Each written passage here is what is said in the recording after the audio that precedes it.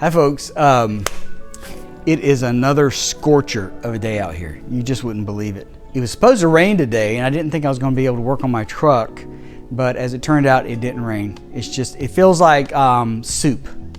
What I just finished doing, and I forgot to bring the camera out here to show you what I was doing. I just finished fixing my truck. I know some of you may have already seen the video where I had the problem. I was in Kentucky and I was trying to go up that hill, I was pulling a trailer and it was going dirt, dirt, dirt, dirt, dirt, like that. So that was my problem. The way to fix the problem was to replace two things. So this is the spark plug I had to replace. Now it looks fine to me, but the gap isn't the right length. And this right here is called an ignition coil. So these are the two things that had to be replaced. So just showing you what I did. This is a 6-cylinder engine, right? So you see these things right here, that's one of them.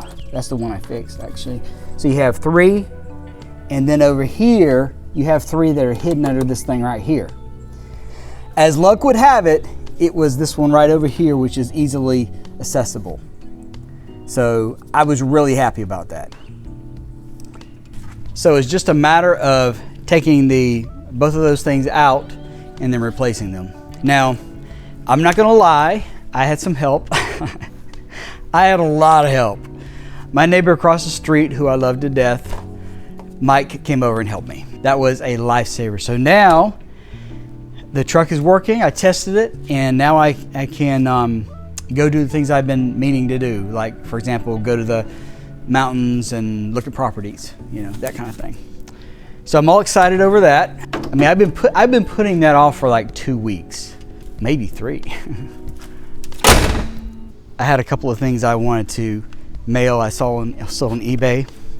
So I got one box actually inside the mailbox, and then I have another one down there. So I put a note on the mailbox that said, you know, that aimed down below and said, you know, there's a package down there, because the mail carrier, well, how should I say this? Sometimes there'll be a package there and they'll just ignore it. So one time that happened, I had left a package out there, and I don't know, I may have even put it inside the box. Anyway, I put a package out there and they just went right by and didn't pick up the package. So they have to go down here to this cul-de-sac, right? And then it turns around and then they have to come back. So I was watching out the window.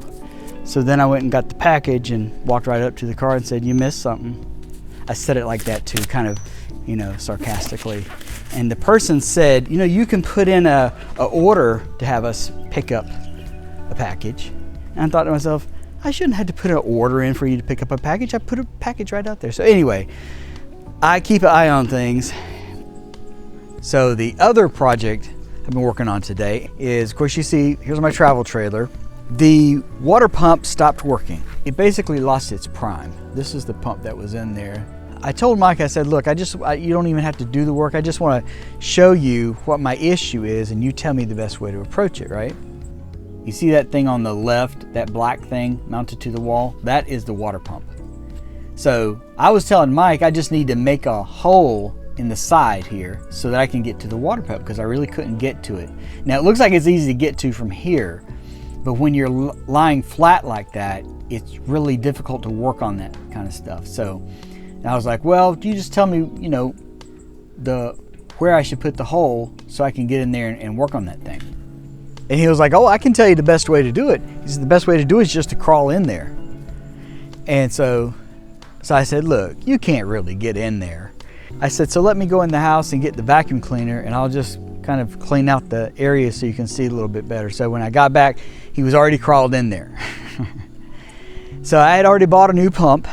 Basically, he wound up changing it for me.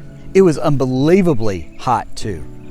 So I had this little fan here I've used on my last trip, I think. I was like, you need a fan? He's like, sure. So I took this fan and, you know, stuck it in there to kind of help cool him off. And he replaced the pump for me, and we had to make some adjustments. But anyway, I can now take this thing out camping. That was the only thing that was stopping me. So the shower is working like a charm. Isn't that great? Well, To you, it's like, oh, it looks normal, but to me, it's great. So I have this refrigerator that has ice and water, the dispenser on it, right? Purified water. So when I get the water, actually you can see the ounces clicking by there, it gives me a beep. And that says replace filter. The filter is right here, it goes right in here. So Whirlpool wants you to buy their filter, which is, I think they're like $50. They're a lot, they're between 35 and 50. So I decided I was gonna not do that, so I went on Amazon and I got a 4-pack of this called Redy Pure, R-E-D-Y.